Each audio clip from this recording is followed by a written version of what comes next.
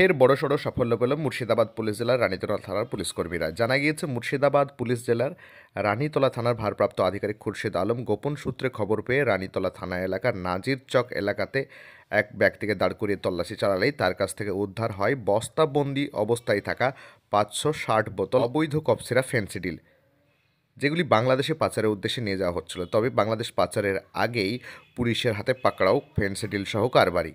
ঘটনায় ধৃত ব্যক্তিকে আজকে আদালতে পেশ করা হবে বলে পুলিশ সূত্রে জানা গিয়েছে। ধৃতের কাছ থেকে উদ্ধার হওয়া 560 বোতল অবৈধ কপসরা ফেন্সিডিল বাজেয়াপ্ত করা হয়। পাশাপাশি এই কারবারির সঙ্গে আরও কে বা কারা জড়িত রয়েছে তা জানতে ইতিমধ্যেই তদন্ত শুরু করেছে পুলিশ। এর আগেও একাধিকবার রানীতলা থানার ভারপ্রাপ্ত আধিকারিক সহ তার পুলিশ দল একাধিক নাশকতা রুখে দিতে সফল হয়েছে।